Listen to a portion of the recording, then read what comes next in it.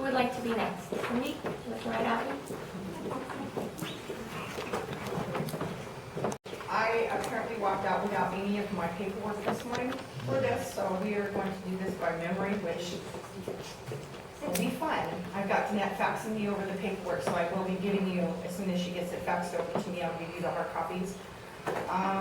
My report for this month is that we have 60 animals. It's been the most bizarre year for the shelter. In January, February, and March are usually our slowest times of the month of the year because of the cold weather and non-reproducing animals and things like that. January, February, and March, we had almost 80 animals per month. Totally bizarre. April, which is when we start booming and puppies and kittens start coming out, we had 30 animals come in. It's really weird. And then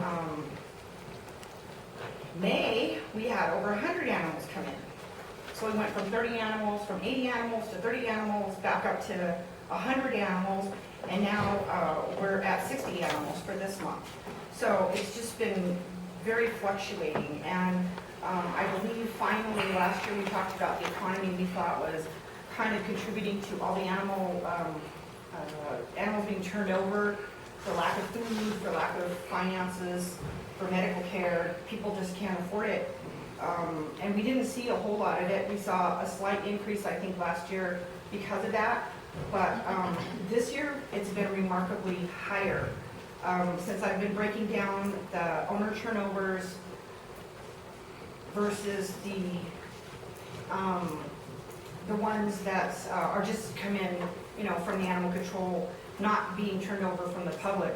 The owner turnovers are way higher this entire year. We're seeing 16 to 20 almost every month that are being turned over, as opposed to just maybe 10 that we're having to euthanize being brought in. So we're doing good with the placement of a lot of our strays and owner turnovers, but we have really been struggling with our transfers. For the last 3 weeks, we haven't been able to do a transfer to Albuquerque, which really has congested my shelter. I've been full at capacity for the last month or so, probably going on 2 months, because of a lot of Albuquerque has seen a lot of we've had several huge cases that were foster rescue that ended up being hoarding situations.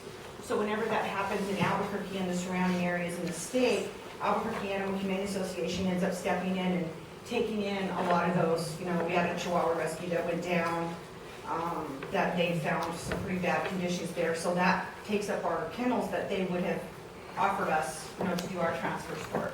So we had another big case about 3 weeks ago, and they're, trying to get their numbers down. We did manage to take 3 dogs out of about 15 that we have in the shelter, was all they would take. So I really want to encourage people, if you're looking for animals, please come out and look at us. We've got an entire kennel full of little dogs right now. I don't know how this has happened, but we have several Chihuahuas, Terrier crosses, we have a Bichon, and we just have been inundated with little dogs right now, which are really, really loud. Not good when you're suffering from a sinus headache for the last 3 weeks. So please come and visit us, please, please, please. Hopefully we're going to be doing another transfer on Thursday. Part of my report, which I'm trying to remember, was that in this little dilemma, I occasionally over the years, we've done transfers to Colorado. They're basically the closest, very reputable shelters out here that we can work with. Unfortunately, in this business, management turns over constantly because the nature of the business is very stressful and people don't last very long in these positions. So during this little ordeal, I did reach out to the Pueblo, Colorado shelter, and it's part of the Pueblo shelter, but it's in Colorado Springs. And I reestablished those relationships with both of the directors there. And Pueblo said that they were inundated with small dogs, oddly enough, and could not help us, but directed me to the director of Colorado Springs, which is another 50 miles north for us. But, after 500 miles, what's another 50 miles, right? So I did reestablish those relationships, and they have these huge packets now. They're like 20 pages long, because this is such a huge thing in the industry, is doing transfers. So we did fill out all the paperwork. We're back on the records as acceptable for transfers. Fortunately for us, their requirements are nothing more than what we're already doing for Albuquerque, as far as every animal has to be vaccinated 72 hours. We already worm all the animals. We already take care of all those things. So for us, that's just what we do every day. So that they were glad to hear that we do that. So if we do get in a bind again, we can start utilizing them if we need to. It's never my first choice, because I'm the one that does the driving. Never my first choice, but when we get in these situations where Albuquerque can't take them, then at least we have established those relationships again. So I was really happy that they were, thank you, glad to work with me on that.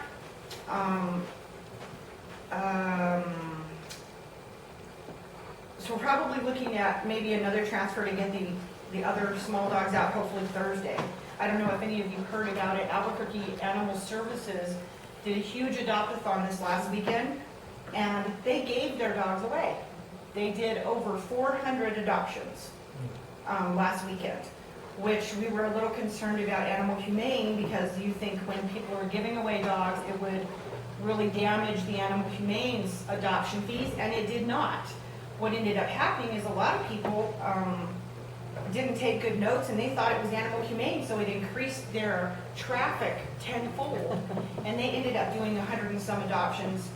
And what they did is they lowered their adoption rates because of this influx of people. They were totally shocked by it, but their management went ahead and made a decision real quick and said, well, what we'll do is, instead of charging $120, which is what we usually do, we'll do the $45 adoptions that the city would have been charging. And so they cut their fees in half, and they did a lot of adoptions. That's why they've taken 3 dogs from us yesterday, and hopefully the rest of them will go Thursday if all goes well. So sometimes we have to kind of be creative in meeting and matching these things. With our budget, we can't afford to do it for free, because the animals have to be sterilized, and it's a $75 fee to us to get those animals sterilized, which is what we charge the public, is $75 per adoption, which is basically a wash. So what we've always said is we just have tried to charge just what the veterinarians charge us for the sterilizations and rabies and things like that. So we're also going to be doing in October another rabies clinic. Dr. Bishop has been really working with us well to accommodate when we need this done, and I believe we're going to do because at this point, Torrance County does not require the animals to be microchipped like Albuquerque does, so we're going to give them an option of paying $100 excuse me, adoption fee, which will cover the sterilization, the rabies, all the beginning shots, the microchip, and the county license for $100. So we're going to try that and give people an option and kind of see, if people bite. So we'll be advertising that here pretty soon. We do have a new employee. We have a new hire, Crystal Armstrong, and she's working out real well for us. She's been doing real good. For this year, we have a total of 528 animals, and last year at this time, we had 464 animals, so we're still up 64 animals for this year than what we were at this time last year. We're still asking people to really be careful. I know we have a couple of kitties out here that, out in the parking lot, that we've been trying to help Estancia catch. They appear to be sick. I want you guys to know that it's everywhere. It's everywhere. The upper respiratory infection, the parvo, we're still seeing it just huge everywhere. So please keep your animals on your own properties and watch them, because I actually had adopted a puppy a while back, a few months ago, and I believe that my neighbor's dogs trampled through my yard, and one of them must have had parvo, because this puppy in the end died from parvo, which, you just can't keep it from coming in your property. So just know that, and if you're taking your animals to parks and to veterinary clinics and to different kind of places, keep them as close to you and in your arms, no nose-to-nose contact. Don't let them sniff any other dogs. Don't let them sniff anybody else's poop or clean anybody else's faces or anything like that, because that's what makes them susceptible to the upper respiratory infections and the parvo. And upper respiratory respiratory infection, we're talking about the kitties out here, they have droopy, glued eyes, and they don't look too good. That can go home with you on your feet, on your shoes. You will track that home to your animals. Upper respiratory infection is communicable. It's one of the very few zoological communicable diseases that transfer from dogs to cats. So if you have a dog at home and you take upper respiratory home from walking around the parks or whatever like that, you need to be really, really careful. It's everywhere. So, and we're excited to announce that we have a total of 328 county licenses that have been sold. So the people are really getting the word out about the county licenses, and we've now included it. It's $75 for an adoption, and we charge them at the time of adoption for the $5 county license, so we can really keep track of these dogs in case they come back to us or whatever the case is. So we're really pushing that as a part of our adoptions too now, which is what the city's always done, but it was not really enforceable for a long time. So we're taking measures to try to get those things put in place. Well, thank you, Cindy. As always, your report is full of your passion for your job, so thank you so much, and you can bring us your report. I have a quick question. What's your total fee then for adopting a dog? Is it 75 or is it 80? Well, we have a lot of people that find us on Pet Finder online, and they don't even live in our county. So for people who are out of our county, or Moriarty city limits, or Estancia, Mountaineer, who supply the owners with their own licenses, they don't buy county licenses, it's 75. If you're a county resident, then it's 80. If the animal is already sterilized, then it's 40. So, Like if you acquire an animal that's sterilized already, so you guys don't do it when it's right, if, Joy has a really nice little Jack Russell Terrier that's fighting with all of her other dogs or killing her cats or something, it's already been sterilized, then she brings it in, we do the whole series of vaccinations on it, and their baby shot is included in the $40. Thank you, Cindy. Cool. I'm sorry, I forgot about something really important. I was talking about the transfers to Colorado. Right here in the state of New Mexico, there's a huge project going on where they're trying to get us funding for these transfers, where the different facilities that take these dogs will be granted funds to pay us for bringing them to them.